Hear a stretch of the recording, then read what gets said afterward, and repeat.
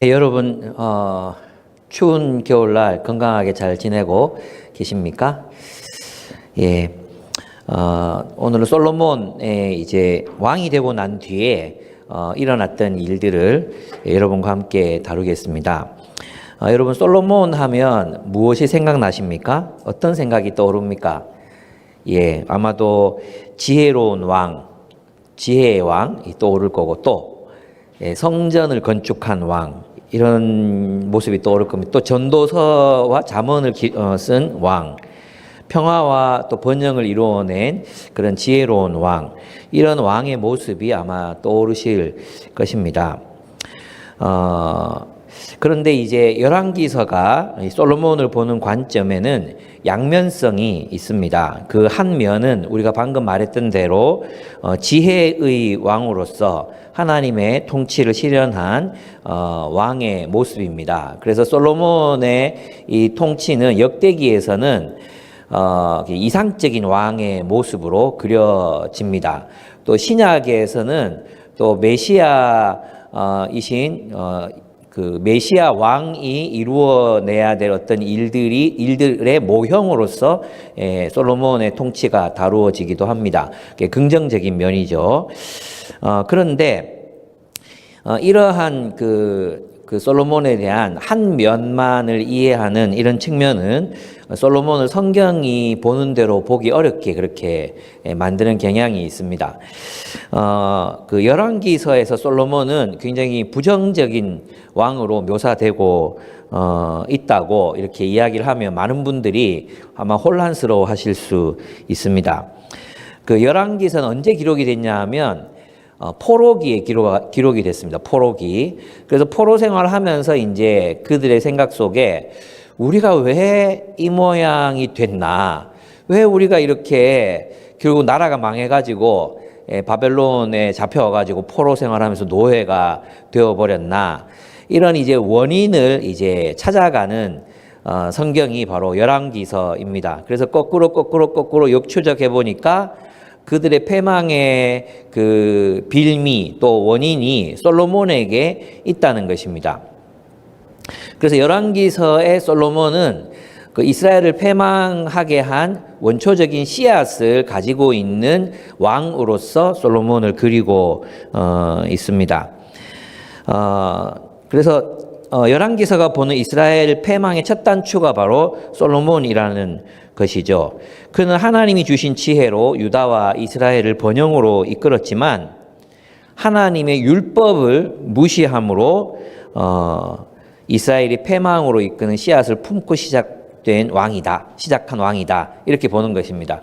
다시 한번 요약하면 그는 하나님이 주신 지혜로 이스라엘을 번영으로 이끌었지만 하나님의 율법을 무시함으로 이스라엘을 패망하게 했다는 것입니다. 그 신명기 말씀에는 이스라엘이 혹시라도 이제 왕을 세우게 되면 왕이 될 조건을 기록해 두었습니다. 신명기 17장 14절에서 20절 말씀입니다. 신명기 17장 14절에서 20절 말씀 제가 읽어보겠습니다. 주 당신들의 하나님이 주시는 그 땅에 들어가서 그 땅을 차지하고 살 때에 주위의 다른 모든 민족같이 당신들도 왕을 세우고 싶다는 생각이 들거든. 당신들은 반드시 주 당신들의 하나님이 택하신 사람을 당신들 위에 왕으로 세워야 합니다. 그랬어요. 그러니까 하나님이 택하신 사람인 걸 누가 가르쳐줘요? 선지자가 가르쳐주잖아요. 예언자. 그래서 예언자가 왕에게 기름을 붓는 일은 굉장히 이스라엘 왕을 세우는데 중요한 일이었습니다. 그리고 또 당신들은 결례 가운데서 한 사람을 왕으로 세우고 같은 결례가 아닌 외국 사람을 당신들의 왕으로 세워서는 안 됩니다. 이제 16절이 중요한데요. 왕이라 해도 군마를 많이 가지려고 해서는 안 되며 군마를 많이 얻으려고 그 백성을 이집트로 보내서는 안 됩니다. 그랬어요. 근데 나중에 솔로몬 통치 후기에 가면 자신들의 신하를 이집트로 보내서 군마를 수입합니다. 그리고 그것을 되팔아서 수익을 챙기는 일을 해요. 그러니까 하나님의 율법을 정면으로 위반하는 거죠. 그 다음에 이는 주님께서 다시는 당신들이 그 길로 되돌아가지 못한다고 말씀하셨기 때문입니다. 그랬어요. 왕은 해서는 안 되는 게 군말을 많이 가지면 안 돼요. 그 다음에 두 번째, 왕은 또 많은 아내를 둠으로써 그의 마음이 다른 데로 쏠리게 하는 일이 없어야 하며, 많은 아내를 두면 안 돼요. 그죠? 그리고 아까 앞에서 빠졌지만 이집트를 다시 의존해서는 안 돼요. 그리고 자기 것으로 은과 금을 너무 많이 모아서도 안 됩니다. 그랬어요. 근데 솔로몬의 삶을 보면 왕으로서 하지 않아야 되는 이 모든 일을 합니다. 왕으로서 하지 않아야 되는 모든 일을 하는 거예요. 그러니까 솔로몬을 평가할 때 지혜로웠지만 뭘 하지 않았어요? 하나님의 율법을 존중하지 않은 왕.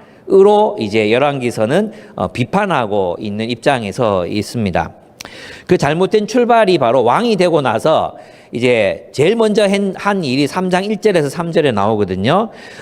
솔로몬은 그 시작부터 이스라엘 패망의 씨앗을 품고 있었다, 가지고 있었다, 이렇게 얘기할 수 있는데, 바로 이집트와 조약을 맺고 그 왕의 딸을 자기 아내로 삼은 것입니다. 그것은 이제 이집트 왕의 딸과 결혼했다, 이게 여기서 끝나는 게 아니라 이집트 왕의 사위가 되었다, 이게 중요한 부분이에요. 그러니까 하나님 나라의 왕으로서 하나님의 보호하심을 드러내야 될 왕인데, 누구의 보호 아래 들어갔어요?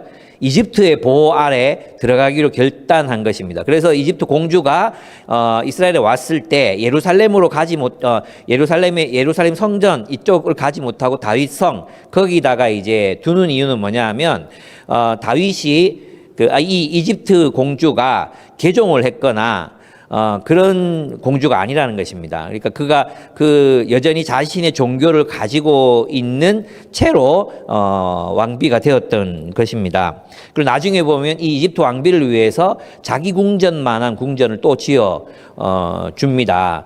그러니까 이제 솔로몬의 정책, 제일 먼저 했던 정책이 하나님의 보호하심을 생각하지 않고, 고려하지 않고 이집트 왕의 보호를 받음으로 어떻게 해요? 안전을 구가하려고 했던 것이죠. 열왕기하 18장 21절을 보면 열왕기서는 분명히 이 행위에 대해서 이제 부정적입니다. 열왕기하 18장 21절입니다. 제가 읽어보겠습니다. 이제 네가 너를 위하여 저 상한 갈대 지팡이 애굽을 의뢰하도다. 저 상한 갈대 지팡이 무슨 말이냐면, 이때 이집트가 가장 힘이 약했어요. 그래서 이집트는 순혈주의거든요. 왕족들은 심지어 근친 결혼을 하더라도 타국의 왕들하고 결혼을 안 시켰어요. 그만큼 자신 있는 민족이었거든요. 그렇죠, 여러분. 이집트 역사를 보면 오빠랑 동생이 결혼하고 막 그러잖아요. 그런데 이제 솔로몬에게 딸을 주었단 말이에요.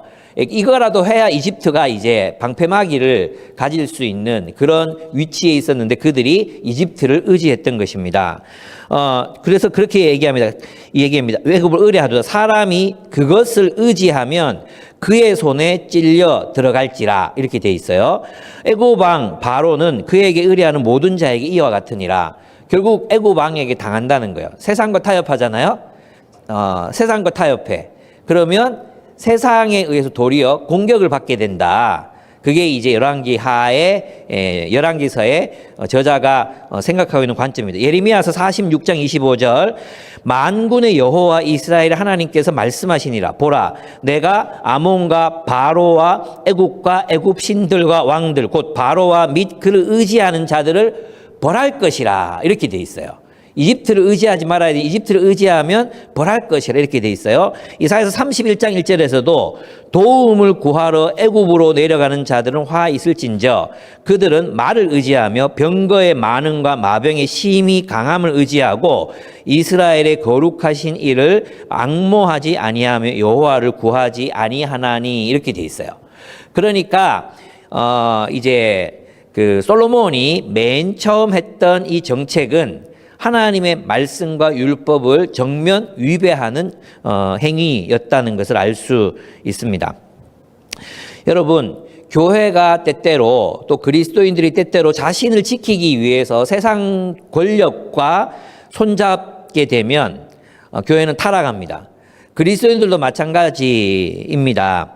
그래서 우리가 연합하는 일을 굉장히 조심할 필요가 있습니다. 특별히 결혼이라는 것은 더 그런 것이죠.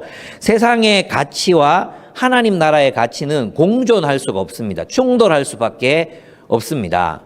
그래서 애굽과 조약을 맺었다는 것은 결국 애굽이 요구해 오는 것들을 들어줄 수밖에 없는 그런 입장이 되잖아요.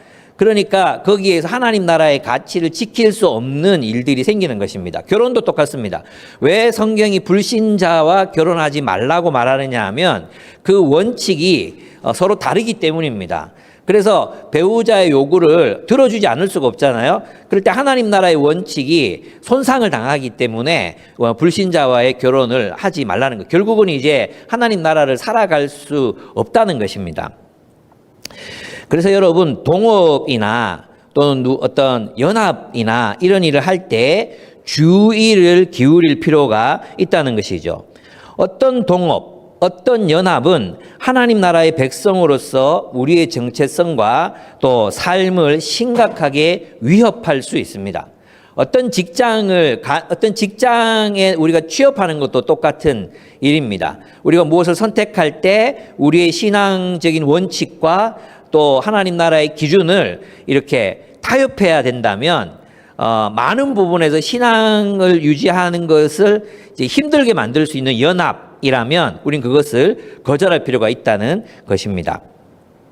또 이제 솔로몬에게는 한 가지 습관이 있었는데 산당에서 이제 제사를 산당에서 제사를 드리는 그런 습관이 있었습니다. 산당은 이스라엘이 가나안 땅에 들어오기 전부터 이방신들을 제사하기 위해서 만들어 놓았던 장소였습니다. 그래서 이제 여러분이 나중에 인터넷으로 사진을 찾아보시면 이 산당들은 주로 산 꼭대기에 넓은 평지를 만들어 놓고 건물을 지었습니다. 이렇게 직사각형의 건물을 지어서 거기에서 이제 제사를 드리곤 했었습니다. 근데 물론 이제 열왕기서의 저자는 굉장히 많이 양보해 줍니다. 뭐라고 말하냐 하면 성전이 없었기 때문에 이스라엘 백성들이 산당에서 예배를 드렸다는 것이죠. 그게 허용되었다고 이제 봅니다. 역대하 1장을 보면 이제 이 솔로몬이 제사를 드렸던 기브온에는 뭐가 있었냐 하면 모세가 만든 성막이 있었어요. 모세가 이제 광야 시절에 이제 함께 다녔던 그런 성막이 있었습니다.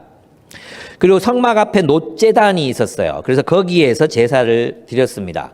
근데 1000번제를 드렸다고 하니까 그 기브온 그 꼭대기에 올라가서 이 제단을 1000개를 쌓을 수 있는 1000개를 이 놋제단이나 이런 제단을 만들어서 했다고 하더라도 1000개를 만들 수 있는 공간이 나오지 않습니다. 그리고 제물 하나를 태우는 데는 적어도 하루가 걸립니다. 하루. 제물을 태우고 이게 찌꺼기를 치우고 하는 데는 하루가 걸리거든요.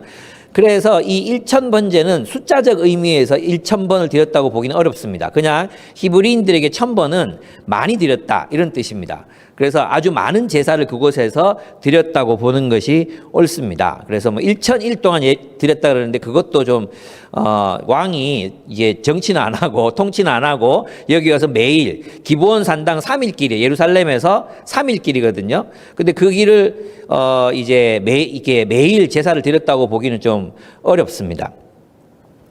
그렇습니다. 그리고 그래요. 그런데 이제 또 솔로몬이 산당에서 제사를 드린 걸 가지고 열왕기의 저자는 굉장히 부정적으로 쓰고 있습니다. 3절에 보면은 하나님은 주님을 사랑하고 또 다윗의 법도를 따라 쓰나 이렇게 되어 있잖아요. 따라 쓰나. 이 쓰나가 뭐냐 하면 한정적 용법으로 써요. 그래서 히브리어로 락이라고 하는데 예외적으로 하나님을 사랑하고 다윗의 법도를 따랐지만 예외적으로 이해가 안 되는 게 있는데 산당에서 예배를 드렸어. 예. 이래서 이렇게 부정적으로 기록하고 있습니다. 근데 여기서 한 가지 짚고 넘어가야 될 게 있는데 이것이 다윗과 솔로몬의 실책이라고 할 수 있는 게 있습니다. 이게 뭐냐 하면 기브온에는 성막이 있었고 그 다음에 다윗이 그 성막 안에 있는 언약궤를 빼서 어디로 갖다 놓습니까? 예루살렘에 갖다 놓습니다. 그 예루살렘에다가 다윗의 장막이라는 곳, 다윗성 안에 다윗의 장막을 만듭니다. 아마도 구체적인 게 나와 있지는 않지만 성막과 똑같은 아마 모형으로 성막을 지었을 가능성이 있습니다. 그리고 거기다가 언약궤를 둡니다. 그럼 보십시오. 다윗은 자신의 힘으로 분명히 성막을 옮길 수 있었어요. 다윗 왕 때 40년 다스렸나? 그렇잖아요. 그러니까 이 성막을 분명히 예루살렘으로 옮겨와서 거기서 제사를 드릴 수도 있었어요. 근데 안 가지고 와요. 안 가지고 와요. 안 가지고 오고 솔로몬도 분명히 그 가지고 와가지고 언약궤와 합해져 있어야 되거든요. 그런데 저쪽에는 껍데기만 있고 여기는 안고만 있는 이상한 예배가 이제 이루어지는 것입니다.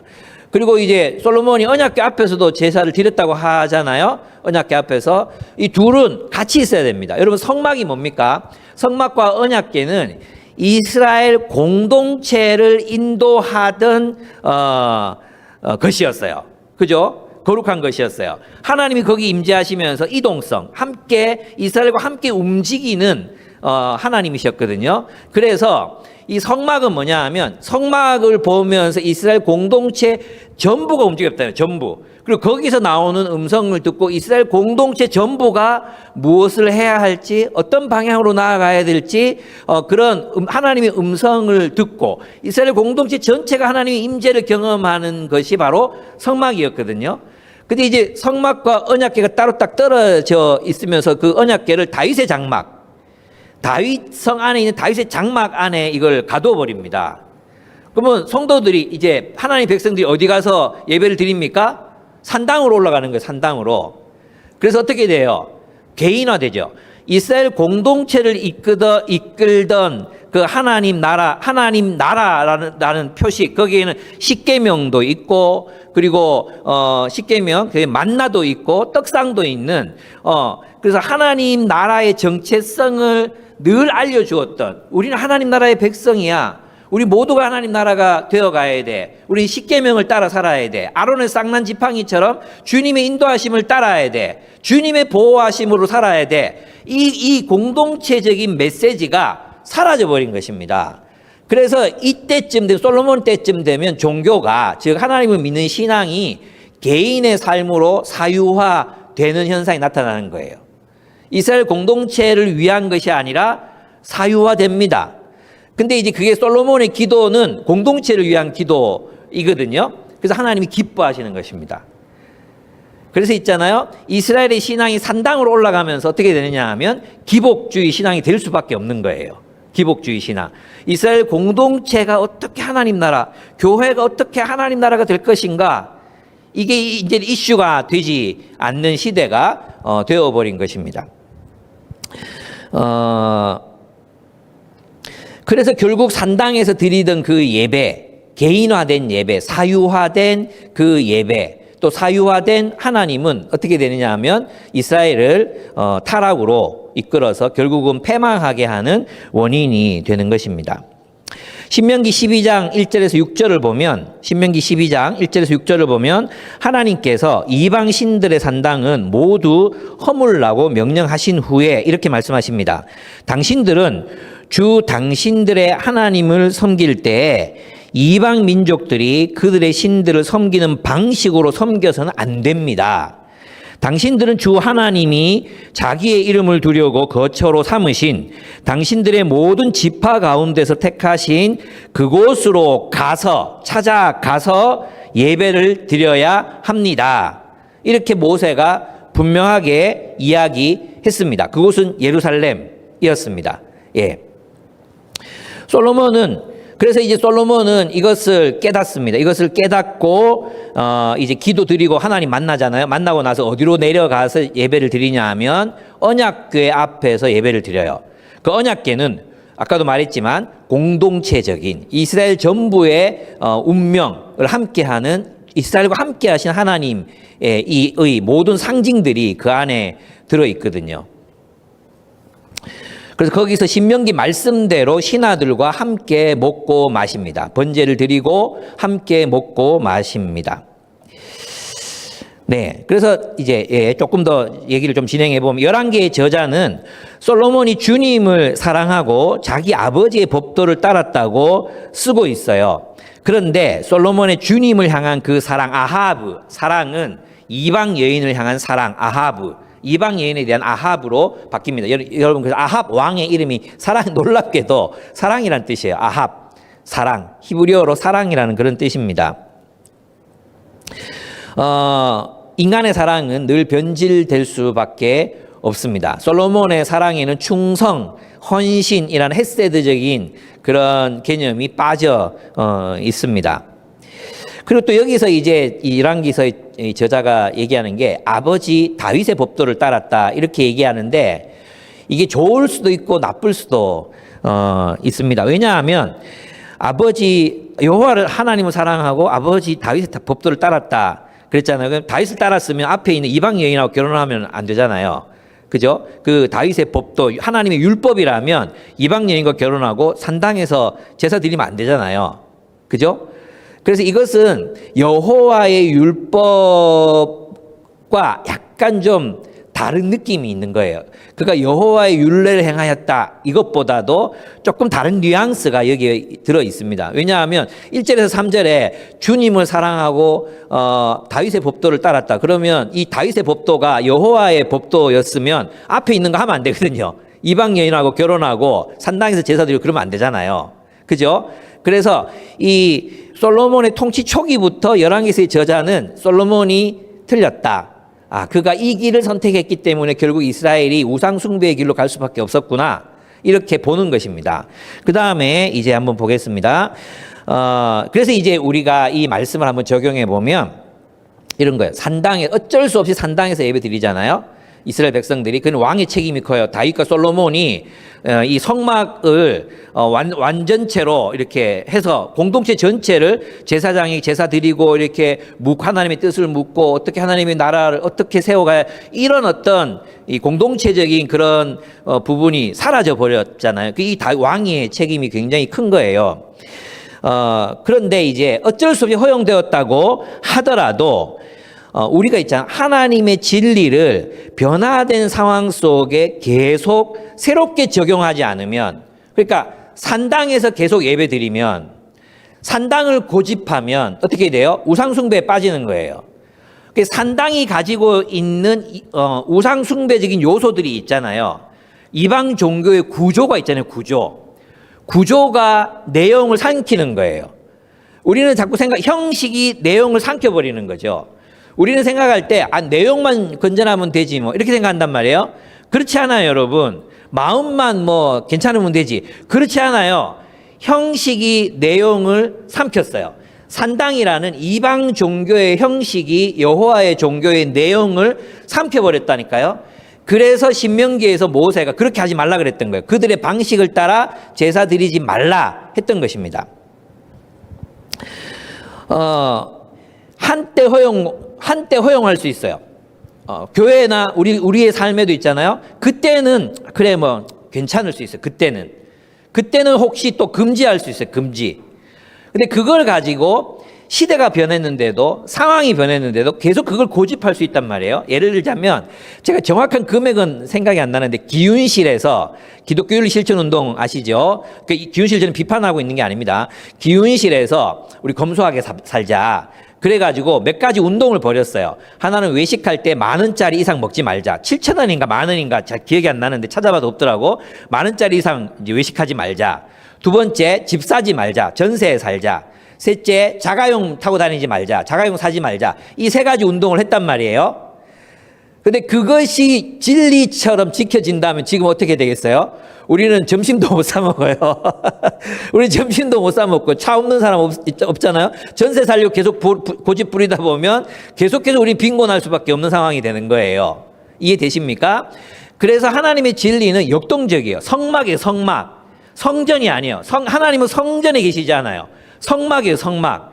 하나님은 역동적이십니다. 하나님은 계속해서 우리와 함께 움직이십니다. 하나님은 우리의 상황과 함께 계속해서 움직여 가시는 분이십니다. 그래서 우리가 하나님과 함께 움직여야 거룩성이 유지됩니다. 그렇지 않으면 아는 거룩, 움직이지 않는 거룩은 무엇이 되는가? 그것은 뭐가 됩니까? 율법이 되는 거예요. 율법. 그것은 관습이 되는 거예요.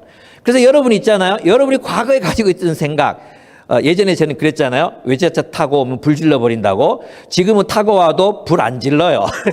여러분이 중고 외제차를 타고 온다고 해서 1,000만 원짜리 무슨 폭스바겐 타고 온다고 해서 제가 불 지르면 안 돼요. 거기에 매여 있으면 안 돼요.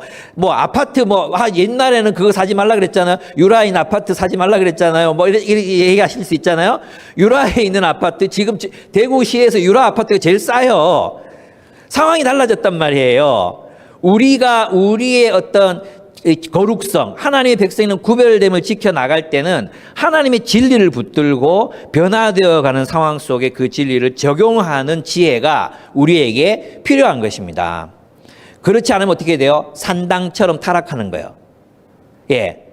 고집 부리다가 타락하는 거예요. 우리 그런 사례를 얼마나 많이 봤습니까?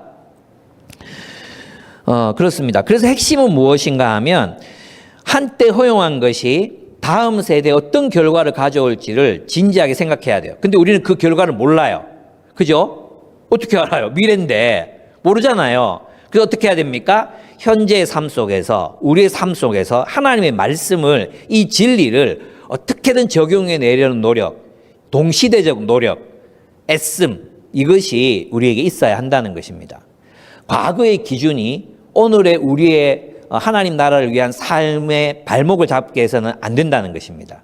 하나님의 진리는 역동적으로 변화하는 상황 속에서 새롭게 적용됩니다. 진리는 변하지 않습니다. 그러나 상황이 변했기 때문에 그 상황 속에서 계속해서 우리가 적용하면서 살아가야 갈 때 거룩성이 유지될 수 있습니다.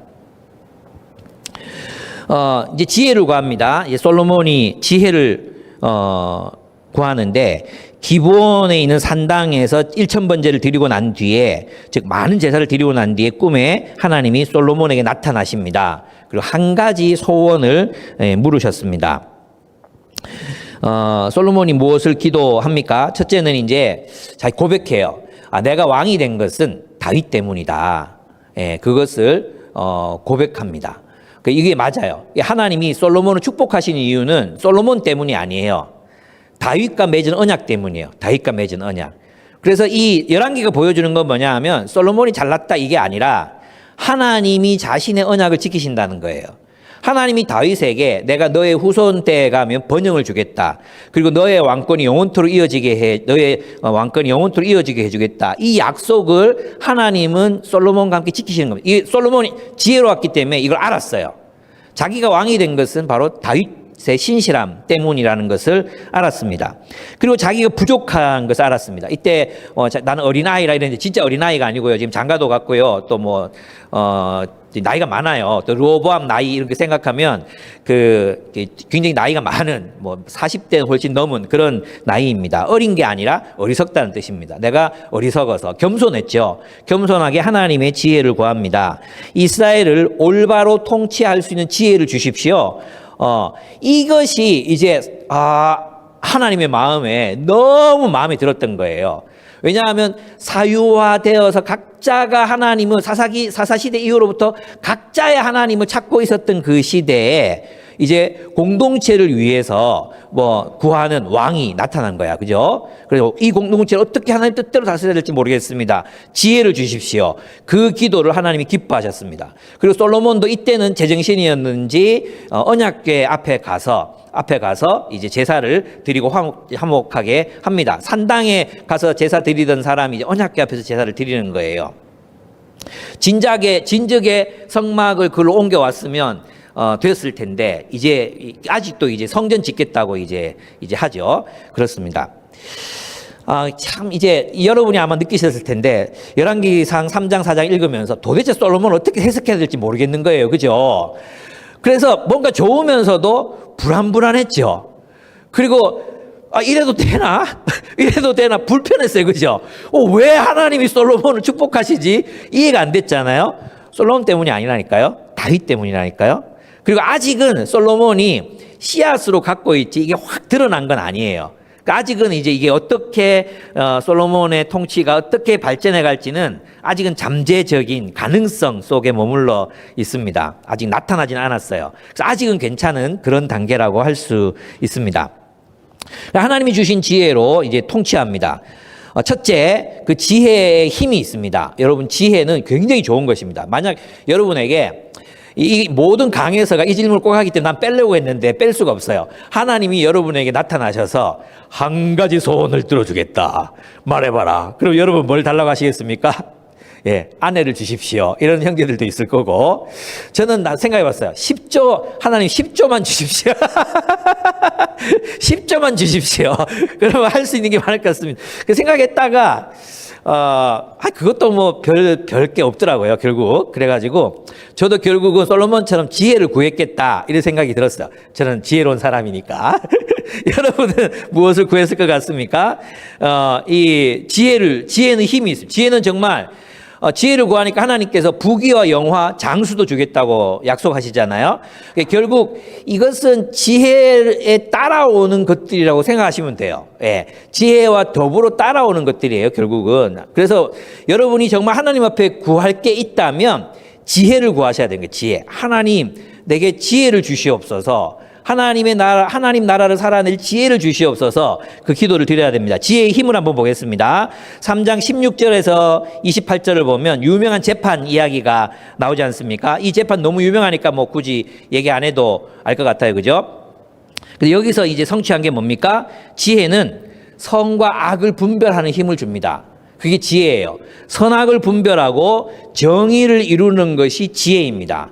솔로몬은 이때까지만 해도 정말 지혜로운 사람이었어요. 왜냐하면 창기들의 소송이잖아요. 창녀들의 소송이잖아요. 그걸 무시하지 않습니다. 창녀들의 소송을 듣습니다. 여러분, 여기 보면 지혜를 주시옵시고가 세 번역에는 지혜라고 돼 있잖아요. 여러분, 개역개정에 보면 듣는 마음을 주사 이렇게 돼 있어요. 지혜가 뭐냐 하면 히브리 전통에서 지혜는 뭐냐 하면 잘 듣는 마음이에요. 그런 의미에서 다윗이야말로 진정으로 지혜로운 사람이었어요. 다윗은 정말 잘 듣는 사람이었거든요. 그래서 솔로몬도 귀에 잘 듣는 마음, 창기들에게조차 잘 들었어요. 듣고 뭘 분별합니까? 누가 이 아이를 키울 만한 어머니인지를 판단해냅니다. 세 번역에는 진짜 엄마가 아들을 데리고 갔다고 돼 있지만 원문에는 누가 친엄마인지 나오지 않습니다. 근데 솔로몬은 이 아이를 누구에게 주기로 결정하느냐 하면 차라리 이 아이를 포기하고서라도 이 아이가 살았으면 좋겠어요. 저 여자에게 주세요라고 말했던 그 사람이 아이를 키울 자격이 있다고 본 것입니다. 이것은 정의로운 판단이었고 지혜로운 판결이었어요. 그죠? 그래서 이것은 우리의 지혜가 어디를 향해야 되는가를 보여주는 것입니다. 지혜로 정의를 이루기보다 가난하고 소외된 사람들의 억울함을 풀어주기보다 그 지혜로 자신의 욕망을 채우고 자신의 권력을 쌓는 일에 그 지혜를 사용하고 있는 사람들 얼마나 많이 봅니까? 대한민국에 똑똑하다고 하는 모든 똑똑한 사람들이 이웃을, 억울한 사람들의 그 한을 풀어주기보다도 자신의 이익을 위해서 지금 살고 있지 않습니까? 그래서 얼마나 우리나라가 고통스럽습니까? 얼마나 억울한 사람들이 많이 생기고 있습니까? 얼마나 많은 사람들이 참 답답해하고 있습니까? 여러분, 하나님께서 우리에게 지혜를 달라고, 우리가 지혜는 그래서 양면이 있는 것입니다. 우리가 하나님께 지혜를 구해야 합니다. 어떤 지혜를 구해야 합니까? 정의를 이룰 수 있는 지혜를 주십시오.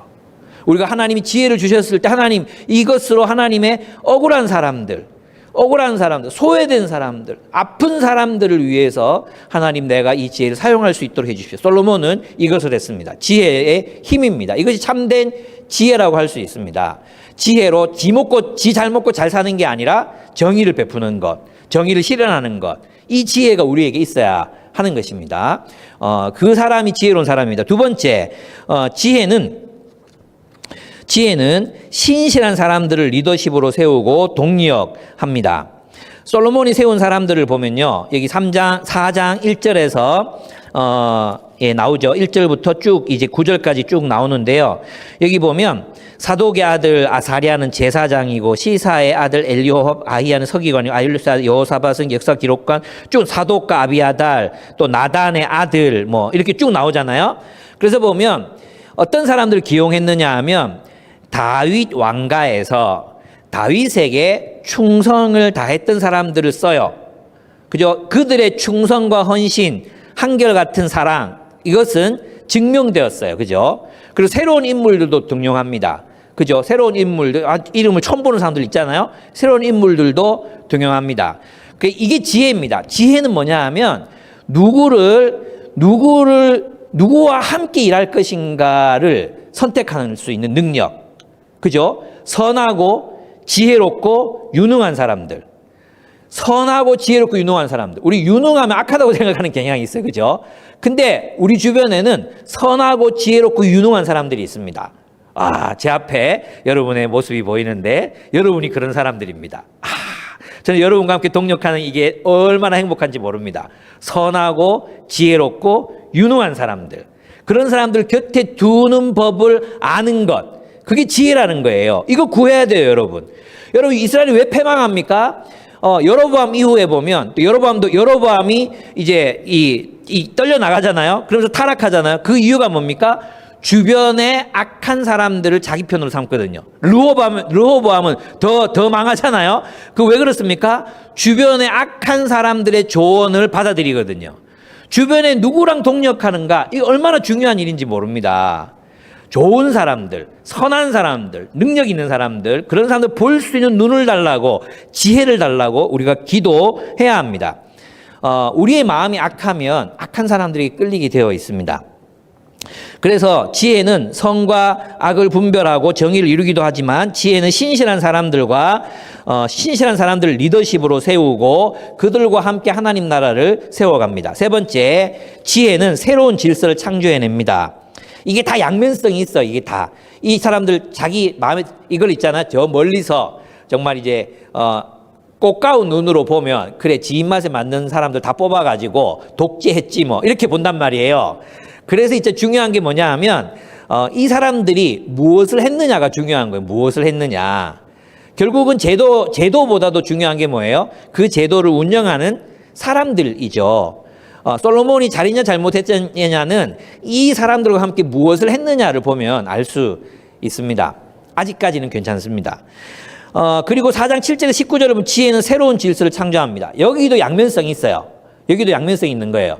솔로몬 아까 리더십에도 자기 마음에 맞는 사람들과 함께 자기 마음대로 펼칠 수 있잖아요. 근데 자기 마음이 아니라 거기에서 하나님 나라의 통치를 펼친다면, 그죠? 자비와 긍휼의 통치를 펼친다면 그건 선한 거예요. 나쁜 게 절대 아닙니다. 예. 그 다음에 여기도 마찬가지예요. 지혜는 새로운 질서를 구축한다 그랬는데 이게 뭐냐 하면 솔로몬이 각 지역에다 관리들을 파송하잖아요. 그리고 이 지명이 나오죠. 이 지명들이 나와요. 이 지명은 지파에게 물론 이때 지파의 경계가 확실하게 정해져 있지는 않았지만 그 지파 경계와 똑같지 않습니다. 새로운 경계. 어떤 건 중복되고 어떤 건 모자라요. 근데 12명을 세운단 말이에요. 이렇게 되면 뭐가 무너져요? 지파 안에 있던 토호 세력, 그죠? 수구 세력, 이 세력들의 리더십이 무너지는 것입니다. 이걸 가만히 보면, 그래, 그거 다 무너뜨리고 독재했지 뭐, 이렇게 볼 수도 있어요. 그러나, 만약 사사시대 때부터 계속 그런 적폐가 쌓여온 상황이라면, 솔로몬의 선택은 굉장히 지혜로운 선택이었다고 할 수 있어요. 왜냐하면, 그래야 쇄신할 수 있잖아요. 개혁할 수 있잖아요. 무슨 뜻인지 아시겠죠? 그래서 하나님의 지혜는 새로운 질서, 부패한 질서를 걷어내고 새로운 질서를 창조해낼 수 있는 지혜입니다. 여기 양면성이 있다 그래서 이 지혜를 어떻게 활용하느냐의 문제인 거죠. 네 번째, 지혜는 그래 앞에 거 잠깐만 더 얘기하면 지역의 리더십이 무력화되고 중앙 집권적 체제가 형성이 되는 거예요. 근데 이것은 이제 사무엘이 경고했던 그런 부분이었습니다. 그 다음에 네 번째, 지혜는 풍요를 누리게 합니다. 인구가 증가합니다. 바다의 모래알처럼 많아졌다. 이 많이 들어봤죠? 하나님이 아브라함에게 네 후손이 하늘의 별과 같고 바다 모래처럼 많아질 거다 그랬잖아요. 그래서 이제 솔로몬 시대의 이 번영은 하나님의 약속이 솔로몬을 통해 솔로몬의 지혜의 통치를 통해 성취되었다고 보는 게 열왕기서의 입장입니다. 그것을 나쁘게 보지 않습니다. 예. 하나님의 뜻이 성취되었다. 누구를 통해? 솔로몬을 통해, 솔로몬의 지혜의 통치를 통해 실현되었다는 것입니다. 그래서 사람이 많아졌지만 먹고 사는데 모자람이 없었대요. 백성들이 모두 잘 지냈대요. 하나님 나라의 약속이 성취된 것입니다. 영토가 확장됩니다. 모든 왕국들이 솔로몬의 통치에 복종합니다. 그들이 이스라엘 왕실의 조공을 바칩니다. 왕의 식탁에 풍요로움이 넘쳐납니다. 저는 우와, 솔로몬 식구가 얼마나 많았길래 살찐소 10마리와 목장소 20마리, 양 100마리, 숫사슴, 노루, 암사슴, 살찐새, 그리고 막 곡식은 300석, 맞죠? 이 밀가루가 30섬, 밀가루 60섬, 90섬이 막 이렇게, 어이구, 어마어마한 부자잖아요? 왕의 식탁에 풍요로움이 넘쳤습니다. 이것은 왕가만 먹은 게 아니라 이 나라를 방문하는 손님들, 주변에 있는 사람들, 각 지파의 또 리더들, 뭐 이런 사람들이 늘 오고 갔을 거 아니에요? 그 모든 이웃들을 이제 풍요롭게 먹여 살렸어요. 하나님의 지혜는 우리의 인생을 풍요롭게 합니다. 그죠? 그래서 무엇보다 지혜를 구하라고 합니다. 지혜는 번영을 구가하게 하는 능력입니다. 그래서 성경은 번영을 추구합니다. 번영. 그 다음에 풍요로움. 그것이 나쁜 게 아닙니다. 문제는 뭡니까? 그 풍요로움을 자기 혼자 누리려고 하는 거죠. 왕실만 누리려고 하는 거죠. 나중에 아합이나 악한 왕들은 그렇게 하거든요. 근데 솔로몬의 통치는 모든 사람들을 풍요롭게 하는 정치였습니다. 그런 의미에서 솔로몬의 이 통치는 번영을 가지고 왔죠. 그리고 이 번영의 모습은 작지만 예수 그리스도의 통치를 통해 메시아의 통치를 통해 이루어질 어떤 모습을 힐끗 조금 희미하게 보여주는 그런 그림자와도 같다고 할 수 있습니다. 그들은 매일 먹고 마시고 즐거워합니다. 5번째, 지혜는 평화를 창조합니다. 국제적인 평화가 이루어졌습니다. 이사야의 꿈이 사자들이 어린 양과 함께 뛰노는 일들이 이 솔로몬 시대에는 성취되었었다는 것입니다. 백성들은 안전하게 자기 일을 하고 그 결실을 누렸습니다.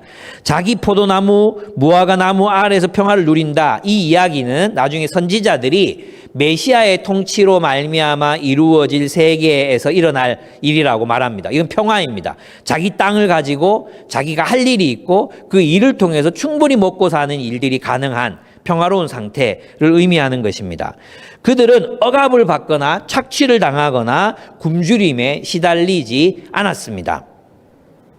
지혜는 이러한 평화, 샬롬을 창조하는 힘입니다. 그러니까 여러분 지혜를 구해야죠. 지혜를 구하셔야 합니다. 그리고 지혜는 힘을 가지게 합니다. 마병, 군마 이런 거 있잖아요. 그런 걸 가지게 합니다. 그러니까 여러분 우리도 지혜를 추구해야 합니다. 그래서 성경의 전통은 계속해서 지혜를 가지라고 말합니다. 지혜는 우리가 구해야 할 최고의 것입니다. 지혜는 우리의 삶과 공동체를 번영으로 인도합니다. 그래서 저는 우리 한국 교회가 참 지혜로워졌으면 좋겠습니다. 그래서 교회만이 아니라 온 세상을 풍요롭게 하는 그런 교회, 그런 교회가 되었으면 좋겠습니다. 그리고 이 솔로몬을 통해서 온 세상에 하나님의 지혜가 알려지고 사람들이 와서 지혜를 배우려고 하는 상황이 일어납니다. 그런데 말입니다. 여기서 끝이 아닙니다. 그런데 말입니다. 하나님이 주신 지혜로 무엇을 섬겨야 합니까? 하나님 나라를 섬겨야 돼요. 근데 있잖아요. 솔로몬의 이야기를 읽어보면 모세는 율법을 백성들에게 가르쳐요. 하나님의 율법을 백성들에게 가르쳤어요. 막 끊임없이 가르치잖아요. 그죠? 그 다음에 열왕기서의 끝이, 열왕기하 끝에 가면 누가 나타납니까? 요시야가 나타납니다. 요시야. 왜 요시야로 결말을 맺는지 아십니까? 요시야가 율법을 발견하거든요. 그리고 율법을 읽힙니다. 백성들에게 낭독하게 합니다. 솔로몬은 한 번도 그 일을 하지 않습니다. 무엇이 더 중요합니까? 솔로몬의 지혜의 통치가 사실은 사실은 중앙 집권 체제로 만들었잖아요. 백성들은 번영을 추구하는 사람들로 만들었어요. 풍요로움에 몸이 온통 젖어 있는 그런 사람들로 만들어 놨어요. 그죠? 그리고 성전을 짓겠다고 또 사람들을 이제 강제 노역을 시키잖아요. 강제 노역을 시켜요. 이 모든 것들이 여로보암 시대에 가서 어떻게 돼요? 남유다와 북이스라엘을 분단시키는, 나라를 두 동강 내는 결과를 가지고 옵니다. 뭐가요? 솔로몬의 지혜가. 지혜만으로는 하나님 나라를 세울 수 없어요. 지혜는 인간에게 풍요로움을 전해줄 수 있지만 지혜로 하나님의 나라를 세울 수 없어요. 그것은 영원할 수 없어요. 무슨 뜻인지 아시겠습니까? 무엇이 중요합니까? 솔로몬이 찾아야 했던 것은 하나님의 율법을 알고 순종하는 것이에요. 솔로몬이 율법을 몰랐겠습니까? 알았죠. 근데 뭐 합니까? 율법을 순종하지 않습니다. 율법에 순종하지 않아요. 그게 이스라엘을 패망으로 이끄는 것입니다. 그는 하나님이 왕에게 하지 말라고 했던 일들만을 합니다. 그래서 열왕기서의 저자는 솔로몬의 생애 가운데 시한폭탄 같은 이야기들을 군데군데 심어 놓는 거예요. 군데군데. 산당에서 예배드렸다. 이집트에 보호를 요청했다. 병마를 만들었다. 은금이 차고 넘쳤다. 왕이 하지 말라고 했던 일을 이렇게 심어 놓는 거예요. 언제 터질지 몰라요. 근데 솔로몬 죽자마자 이게 터지는 거예요. 터지기 시작하는 거예요. 그래서 우리가 여러분의 그 불안감, 열왕기서를 읽으면서 뭔가 이 사람 훌륭한 것 같은데 조마조마했던 마음이 이제 바로 그거였던 거죠. 바로 그거. 그랬구나. 솔로몬이 지혜로웠지만 하나님의 율법에 순종하지 않았구나 하는 것입니다. 그는 이스라엘을 잘 통치하고 있었지만 하나님의 율법을 잊어버렸습니다. 하나님의 율법을 무시했습니다. 왜? 자기의 지혜만으로도 충분했기 때문이에요. 이게 똑똑한 사람들의 병폐예요. 예. 지혜롭고 똑똑한 사람들, 하나님의 말씀을 필요로 하지 않거든요. 자기 지혜로 충분히 헤쳐나갈 수 있거든요. 그는 정말 유능한 왕이었지만 치명적인 결함을 가지고 있었습니다. 하나님을 사랑하면서도 하나님의 율법을 무시합니다. 이 말은 무엇입니까? 솔로몬의 하나님을 향한 사랑은 사실은 주관적인 것이었다는 것입니다. 그것을 이방 여인을 좋아하고 사랑하는 것처럼 굉장히 주관적인 사랑이었다는 것입니다. 하나님의 율법을 무시하는 여호와를 향한 사랑. 이것은 마치 과거에 어떤 대통령이 서울시를 하나님께 드립니다라고 했던 것과 비슷한 겁니다. 하나님을 사랑하기 때문에 그렇게 했겠죠. 하나님 말씀을 무시한 거죠. 지금도 이런 일들은 수도 없이 일어납니다. 하나님이 시키지 않은 일, 하나님이 싫어하는 일을 하면서 하나님을 사랑하는 사람들이 있습니다. 하나님을 사랑한다고 믿는 거죠. 그러나 하나님을 사랑하는 게 아닙니다. 자신의 욕망을 사랑하는 거예요. 솔로몬의 삶을 보면요. 율법에 순종하려는 마음이 별로 없어요. 그 나중에 보면 성전은 7년 동안 짓거든요.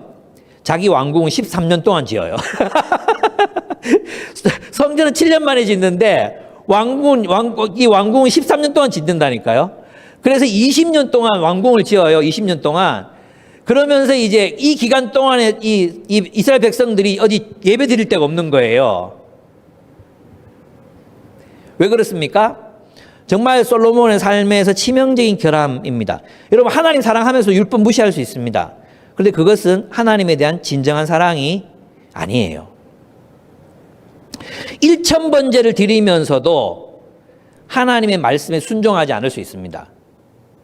1000번의 제사, 1000번의 헌금, 1000번의 찬양, 그걸 드리면서도 울면서도 하나님만 생각하면 눈물을 주룩주룩 흘리면서도 하나님의 말씀에는 순종하지 않을 수 있습니다. 그게 바로 한국교회의 모습입니다. 그게 바로 모태신앙으로 자라난 사람들이 가질 수 있는 위험입니다. 곁에 제사장과 선지자들을 곁에 두고도 하나님의 말씀이 아닌 자기의 지혜대로 살아갈 수 있습니다. 왜? 선지자 필요 없어요. 자기에게. 왜? 자기 지혜가 있거든요. 제사장 필요 없어요. 자기가 하는 모든 일들이 옳거든요.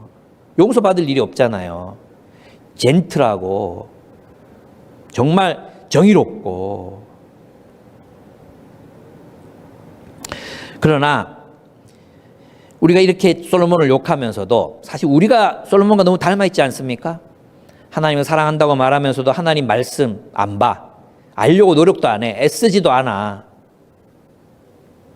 그러면서도 하나님 앞에서 뭔가 느끼기를 원해. 사랑을 느끼기를 원해. 우리 모습 아닙니까?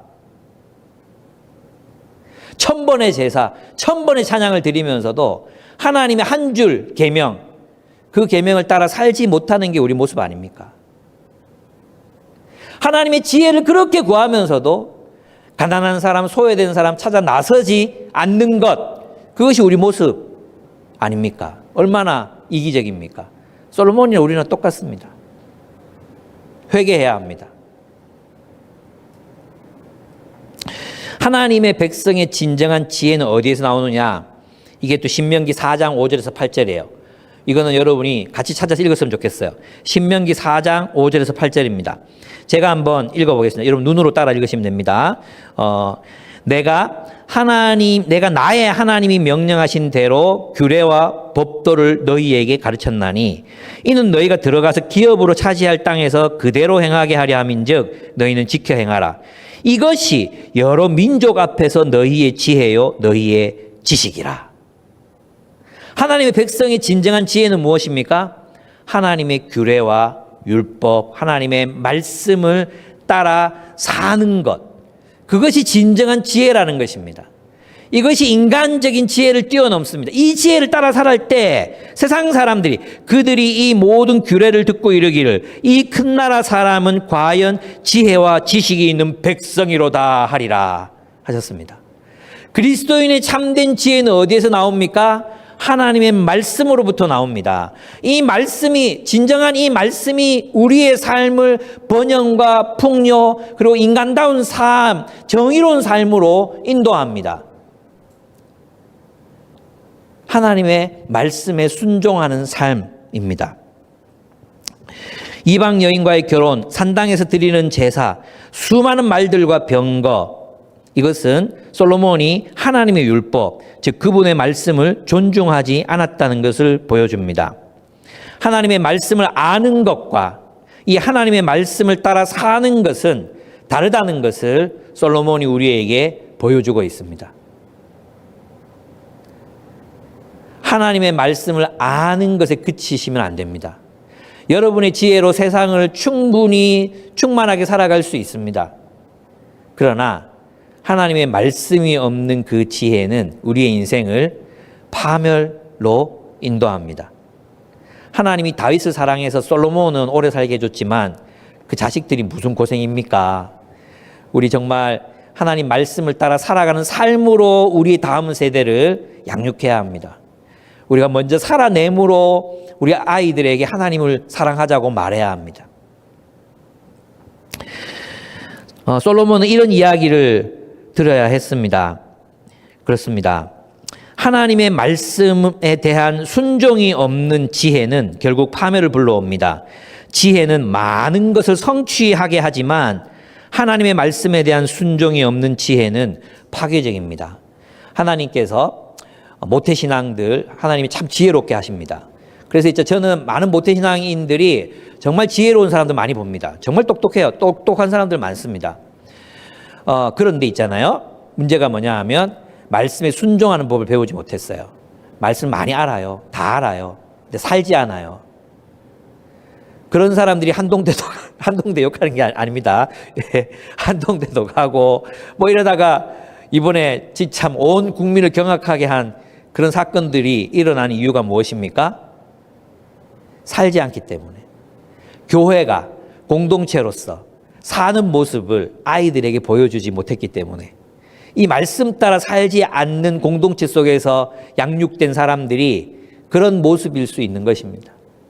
겉으로는 번지르르하게 마치 케이크처럼 크림으로 덮여 있어. 그러나 걷어내면 안에 빵이 보이듯이 그렇게 우리가 겉으로는 번지르르한 그런 그리스도인의 모습이지만 속은 속은 세상 사람하고 똑같은 이 우리 내면 그 속사람, 그냥 세상 사람인 외적인 모습은 그리스도인 같아 보이지만 또 좀 멋있어도 보이지만 그 안에 있는 내면은 세상 사람인 그런 아이도 우리가 길러내서는 안 됩니다. 네, 솔로몬은 사울이 들어야 했던 이야기를 들어야 했습니다. 여러분, 솔로몬의 생애 중에 선지자가 단 한마디도 하지 않습니다. 선지자의 말이 단 한마디도 솔로몬의 생애 가운데 나타나지 않아요. 자신의 지혜로만 산 거예요. 솔로몬은 사울이 들어야 했던 이야기를 똑같이 들어야 했습니다. 사무엘이 말했습니다. 주님께서 어느 것을 더 좋아하시겠습니까? 주님의 말씀에 순종하는 것이겠습니까? 아니면 번제나 화목제를 드리는 것이겠습니까? 잘 들으십시오. 순종이 제사보다 낫고 말씀을 따르는 것이 수장의 기름보다 낫습니다. 일천번제 필요 없습니다. 순종이 있어야 합니다. 사무엘이 사울에게 들려줬던 말씀입니다. 오늘날 우리는 어쩌면 솔로몬보다 훨씬 지혜로울 것입니다. 여러분 대부분은 솔로몬이 알았던 것보다 훨씬 많은 것을 알고 있습니다. 우리는 솔로몬이 먹어보지도 못했던 음식을 지금 우리는 먹고 살고 있을지도 모릅니다. 솔로몬은 병거를 타고 다녔지만 참 촌스럽게 말 타고 다녀서 말 타고 우리는 자가용을 타고 다닙니다. 우리는 조금만 해서 자율주행하는 자동차를 타고 다닐 것입니다. 솔로몬의 왕궁보다 더 쾌적하고 안락한 아파트에서 우리는 살아가고 있습니다. 오늘날 우리는 지혜롭지만 순종하지 못하는 우리들에게 이 솔로몬의 이야기는 우리들에게 들려주는 메시지가 많습니다. 여러분, 순종하십니까? 하나님의 말씀을 따라 살아가는 것, 그것이야말로 진정으로 지혜로운 것입니다. 아멘? 예, 우리 하나님께 한번 함께 기도 드렸으면 좋겠습니다. 함께 기도하겠습니다. 하나님, 내게 지혜를 주십시오. 하나님의 나라를 이루어가게 해주십시오. 그런데 주님, 내가 하나님의 말씀에 순종하는 겸손함도 허락해 주십시오. 하나님의 말씀이 나를 지혜롭게 합니다.